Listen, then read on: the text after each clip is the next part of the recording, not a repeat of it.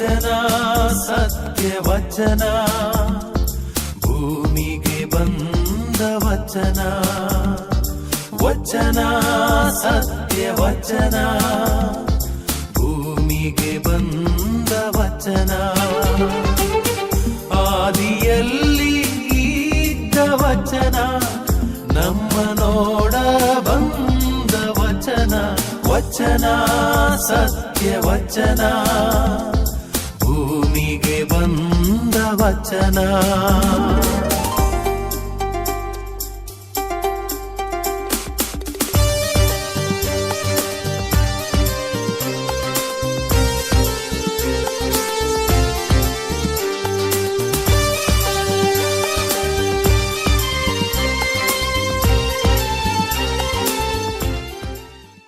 ಪ್ರೀತಿಯ ಸಹೋದರ ಸಹೋದರರೇ, ನಿಮಗೆಲ್ಲರಿಗೂ ಶುಭ ಮುಂಜಾನೆಯ ಶುಭ ನಮನಗಳು.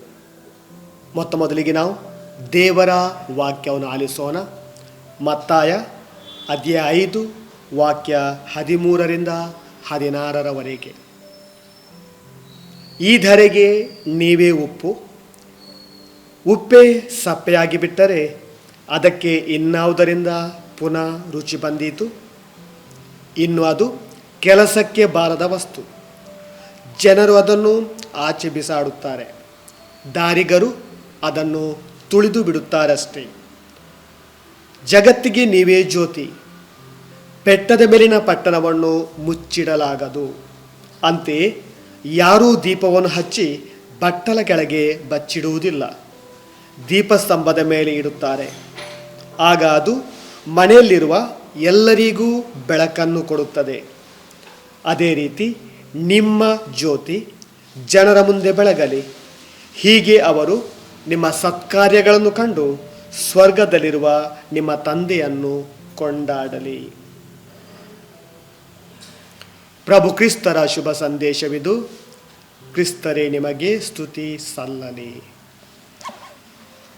ಪ್ರಭು ಯೇಸುವಿನಲ್ಲಿ ನನ್ನ ಪ್ರೀತಿಯ ಸಹೋದರ ಮತ್ತು ಸಹೋದರರೇ, ಯೇಸು ಸ್ವಾಮಿಯ ಬೆಟ್ಟದ ಮೇಲಿನ ಪ್ರಸಂಗದ ಒಂದು ಚಿಕ್ಕ ಭಾಗವನ್ನು ನಾವೀಗ ಆಲಿಸಿದೆವು. ಯೇಸು ಸ್ವಾಮಿ ಬೆಟ್ಟದ ಮೇಲಿನ ಪ್ರಸಂಗದಲ್ಲಿ ಅನೇಕ ರೀತಿಯ ಘಟನೆಗಳನ್ನು ಜನರಿಗೆ ತಿಳಿಸುತ್ತಾರೆ. ಪ್ರತ್ಯೇಕವಾಗಿ ಇವತ್ತಿನ ಶುಭ ಸಂದೇಶದಲ್ಲಿ ಆಲಿಸಿದ್ದು ಮಾತು, ನೀವು ಈ ಧರೆಗೆ ಉಪ್ಪು, ನೀವು ಈ ಧರೆಗೆ ಬೆಳಕು. ಯೇಸು ಸ್ವಾಮಿ ತನ್ನ ಬಹಿರಂಗ ಜೀವಿತಾವಧಿಯಲ್ಲಿ ಅನೇಕ ಚಿಕ್ಕ ಪುಟ್ಟ ಘಟನೆಗಳನ್ನು ಜನರಿಗೆ ತಿಳಿಯಪಡಿಸ್ತಾ ಇದ್ದರು. ಪ್ರತ್ಯೇಕವಾಗಿ ಗಿಡದ ಬಗ್ಗೆ, ಗೋಧಿಯ ಬಗ್ಗೆ, ಹೀಗೆ ಬೇರೆ ಬೇರೆ ಸಾಮತೆಗಳ ಮುಖಾಂತರ ಸಾಮಾನ್ಯ ಜನರಿಗೆ ತಿಳಿಯುವಂಥ ರೀತಿಯಲ್ಲಿ ಸರಳವಾದ ಭಾಷೆಯಲ್ಲಿ ದೇವರ ವಾಕ್ಯವನ್ನು ಬೋಧಿಸ್ತಾ ಇದ್ದರು. ಅನೇಕ ಬಾರಿ ನಾವು ನೋಡ್ತಾ ಇದ್ದೇವೆ, ಸಾಮತೆಗಳ ಮುಖಾಂತರ ಆ ಕಾಲದ ಜನರು ಏನನ್ನು ಉಪಯೋಗಿಸ್ತಿದ್ದಾರೋ, ಆ ಕಾಲದ ಜನರು ಏನನ್ನು ಬಳಸ್ತಿದ್ದಾರೋ ಅದೇ ವಸ್ತುವನ್ನು ಮುಖ್ಯವಾಗಿಟ್ಟುಕೊಂಡು ಸಾಮತೆಗಳ ಮುಖಾಂತರ ದೇವರ ವಾಕ್ಯವನ್ನು ಹೇಳಿ ಜನರಿಗೆ ಸುಲಭ ರೀತಿಯಲ್ಲಿ ಅರ್ಥವಾಗುವಂತೆ ಮಾಡ್ತಾಯಿದ್ರು. ಅಂಥದೇ ಒಂದು ಪ್ರಸಂಗವನ್ನು ಇವತ್ತಿನ ಈ ಬೆಟ್ಟದ ಮೇಲಿನ ಪ್ರಸಂಗದಿಂದ ನಾವು ಆಲಿಸಿದೆವು. ಯೇಸು ಹೇಳ್ತಾರೆ, ನೀವು ಈ ಧರೆಗೆ ರುಚಿ ಕೊಡುವಂಥ ಉಪ್ಪಾಗಿದ್ದೀರಿ, ನೀವು ಈ ಧರೆಗೆ ಬೆಳಕು ಕೊಡುವಂಥ ಜ್ಯೋತಿಯಾಗಿದ್ದೀರಿ. ಇಲ್ಲಿ ಯೇಸು ಸ್ವಾಮಿ ಒಂದು ಸಾಮಾನ್ಯವಾದ ವಸ್ತುವನ್ನು, ಸರಳವಾದ ವಸ್ತುವನ್ನು ಹೇಗೆ ಅತಿ ಮಹತ್ವದ್ದಾಗಿ ಹೇಳುತ್ತಾರೆ ಎಂಬುದೇ ಇಲ್ಲಿ ಅತಿ ಮುಖ್ಯವಾದ ವಿಚಾರ. ಅಂದರೆ ಪ್ರತಿಯೊಬ್ಬ ವ್ಯಕ್ತಿಯು ಕೂಡ, ಪ್ರತ್ಯೇಕವಾಗಿ ದೀಕ್ಷಾಸ್ಥಾನ ಪಡೆದಂಥ ಪ್ರತಿಯೊಬ್ಬ ವ್ಯಕ್ತಿಯು ಕೂಡ ರುಚಿ ಕೊಡುವಂಥ ಉಪ್ಪಾಗಬೇಕು.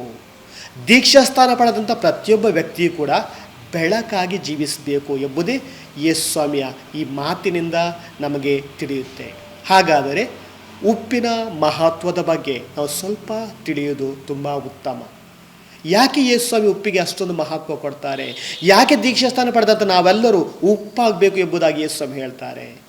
ಖಂಡಿತವಾಗಿ ಕನ್ನಡದಲ್ಲಿ ಒಂದು ಗಾದೆ ಇದೆ, ತಾಯಿಗಿಂತ ಬಂಧು ಇಲ್ಲ, ಉಪ್ಪಿಗಿಂತ ರುಚಿ ಇಲ್ಲ. ಅಂದರೆ ಈ ಮಾತಿನ ಸರಳವಾದ ಅರ್ಥ ಅಂದರೆ ತಾಯಿಯಷ್ಟು ಆತ್ಮೀಯವಾದಂಥ ವ್ಯಕ್ತಿ ನಮಗೆ ಬೇರೊಬ್ಬರಿಲ್ಲ. ತಾಯಷ್ಟು ಪ್ರೀತಿಸುವಂಥ ವ್ಯಕ್ತಿ ನಮಗೆ ಬೇರೆ ಯಾರೂ ಸಿಗುವುದಿಲ್ಲ. ಹೇಗೆ ಬಂಧುಗಳ ಪೈಕಿ ತಾಯಿ ಅತಿ ಮುಖ್ಯವಾದ ವ್ಯಕ್ತಿಯೋ ಹಾಗೆಯೇ ರುಚಿ ಕೊಡಬೇಕಾದ್ರೆ ಉಪ್ಪು ಕೂಡ ಅತಿ ಅಗತ್ಯ. ಉಪ್ಪಿನಷ್ಟು ರುಚಿಯಾದಂಥ ವಸ್ತು ಬೇರೆ ಯಾವುದು ಕೂಡ ಇಲ್ಲ. ಪಾಯಸ ನಾವು ಸಿಹಿಯಾಗಿ ಮಾಡ್ತೇವೆ, ಬೆಲ್ಲದಿಂದ ಮಾಡ್ತೇವೆ ಅಥವಾ ಕೆಲವು ಸಲ ಸಕ್ಕರೆಯಿಂದ ಮಾಡ್ತೇವೆ. ಆದರೂ ಕೂಡ ಅದಕ್ಕೆ ಉಪ್ಪು ಹಾಕಿದಾಗ ಅದರ ರುಚಿ ಬೇರೆಯೇ ಆಗಿರುತ್ತೆ. ನನಗೆಲ್ಲ ಪಾಯಸ ಅಂದಮೇಲೆ ನಾವು ಎಣಿಸ್ತೇವೆ ಅದಕ್ಕೆ ಕೇವಲ ಬೆಲ್ಲ ಅಥವಾ ಸಕ್ಕರೆ ಮಾತ್ರ ಹಾಕ್ತೇವೆ, ಅದಕ್ಕೆ ಉಪ್ಪು ಹಾಕೋದಿಲ್ಲ ಅಂತ. ಇಲ್ಲ, ನಿಜವಾಗಿ ನೋಡಿದರೆ ಆ ಪಾಯಸಕ್ಕೂ ಕೂಡ ನಾವು ಉಪ್ಪು ಹಾಕ್ತೇವೆ, ಆಗ ಅದಕ್ಕೆ ಒಳ್ಳೆಯ ರುಚಿ ಬರುತ್ತೆ. ಆದ ಕಾರಣ ಯೇಸು ಸ್ವಾಮಿ ಈ ಮಾತಿನ ಮುಖಾಂತರ ನಾವು ಪ್ರತಿಯೊಬ್ಬರು ಕೂಡ ಉಪ್ಪಿನಂಥ ರುಚಿ ಕೊಡಬೇಕು. ಹಾಗಾದರೆ ಉಪ್ಪಿನ ಮಹತ್ವದ ಬಗ್ಗೆ ನಾವು ಸ್ವಲ್ಪ ತಿಳಿಯೋಣ.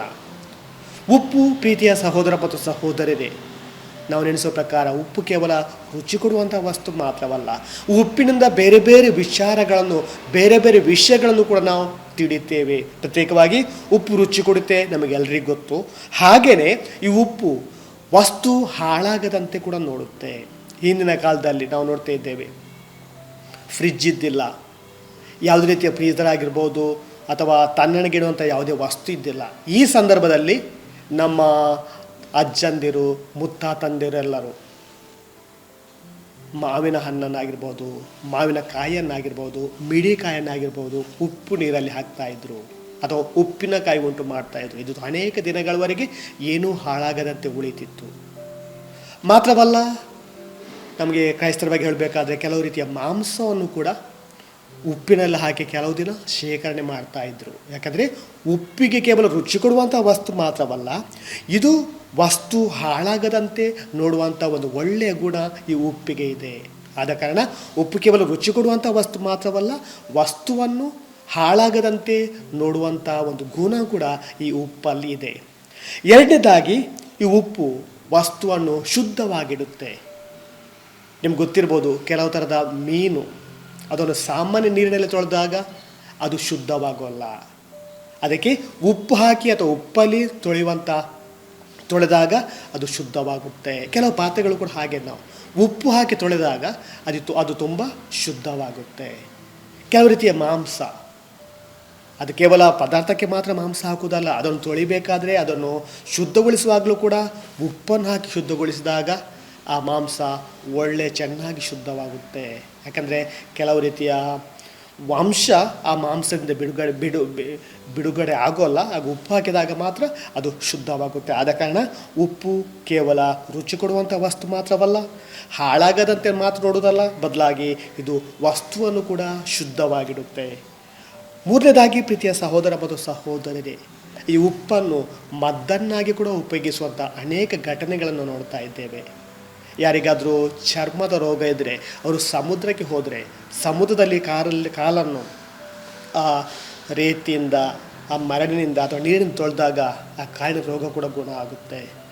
ಏನಾದರೂ ನಮಗೆ ಬಿಸಿ ಮುಟ್ಟಿದಾಗ, ಬಿಸಿ ಪಾತ್ರೆ ಆಗಿರ್ಬೋದು, ಬಿಸಿ ವಸ್ತು ಆಗ್ಬೋದು, ನಮ್ಮ ಕೈಗೆ ಮುಟ್ಟಿದಾಗ ಉಪ್ಪಿನ ನೀರು ಮಾಡಿ ನಾವು ಆ ಗಾಯದ ಮೇಲೆ ಹಾಕಿದಾಗ ಅಲ್ಲಿ ಗುಳ್ಳೆ ಬರುವುದಿಲ್ಲ.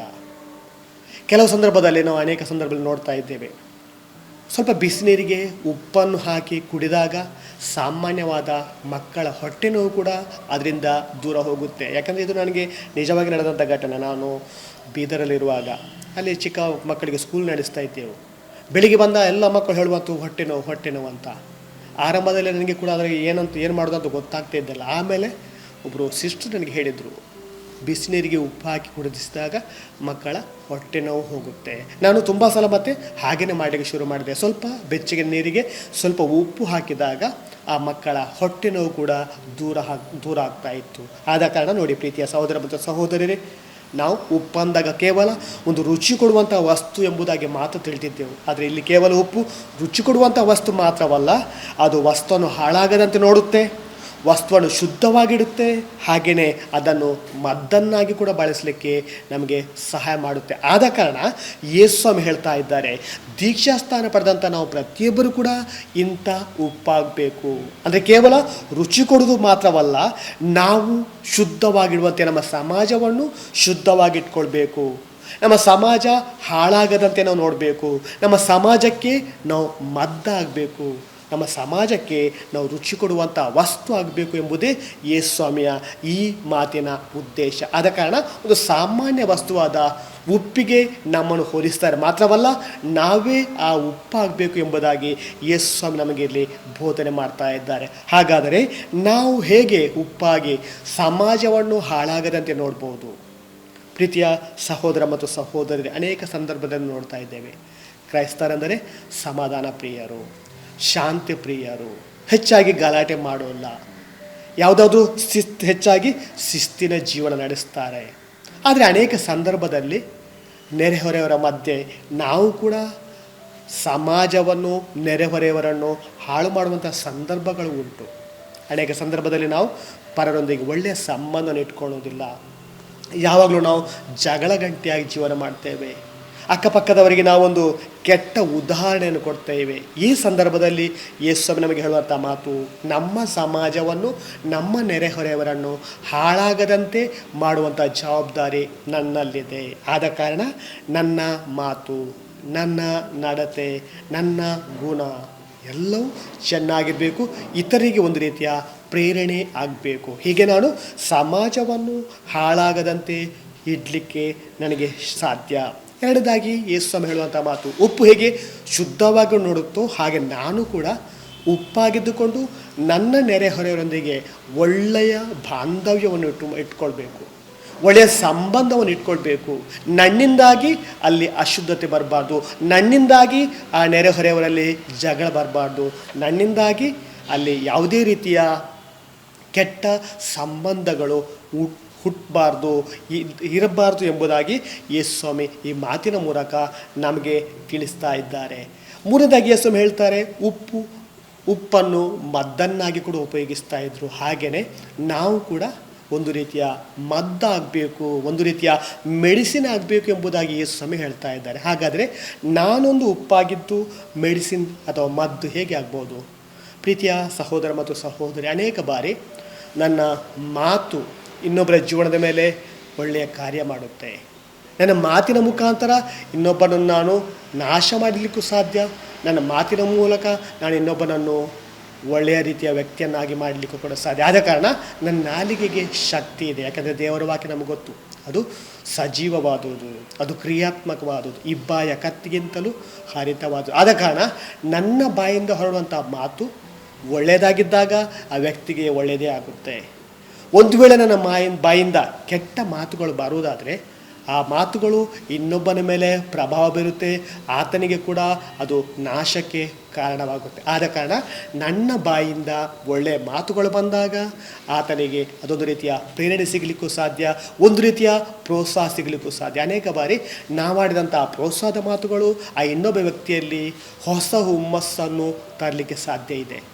ನಾವು ಪ್ರೋತ್ಸಾಹದಾಯಕ ಮಾತುಗಳು ಇನ್ನೊಬ್ಬನಲ್ಲಿ ಸಂತೋಷ, ಹುಮ್ಮಸ್ಸು ತರುವಂಥ ಅನೇಕ ಘಟನೆಗಳು ನಮಗೆ ಗೊತ್ತಾಗ್ತಾ ಇದೆ. ಆದ ಕಾರಣ ಇಲ್ಲಿ ಯೇಸು ಸ್ವಾಮಿ ಹೇಳುವಂಥ ಮಾತು ಕೂಡ ಇದೆ, ಮದ್ದಾಗುವುದಂದರೆ ನನ್ನ ಬಾಯಿಂದ ಹೊರಡುವಂಥ ಪ್ರತಿಯೊಂದು ಮಾತುಗಳು ಕೂಡ ಚೆನ್ನಾಗಿರಬೇಕು, ಇತರಿಗೆ ಪ್ರೇರಣೆ ಕೊಡುವಂಥದ್ದಾಗಿರಬೇಕು, ಇತರಿಗೆ ಬೆಳೀಲಿಕ್ಕೆ ಸಾಧ್ಯವಾಗುವಂಥ ಮಾತುಗಳಾಗಿರಬೇಕು. ಆಗ ಖಂಡಿತವಾಗಿ ನಾನು ಕೂಡ ನನ್ನ ನೆರೆಹೊರೆಯವರಲ್ಲಿ, ನನ್ನ ಅಕ್ಕಪಕ್ಕದಲ್ಲಿ ಒಂದು ರುಚಿ ಕೊಡುವಂಥ ಉಪ್ಪಾಗಿ ಜೀವನ ಮಾಡಲಿಕ್ಕೆ ನನಗೆ ಸಾಧ್ಯ.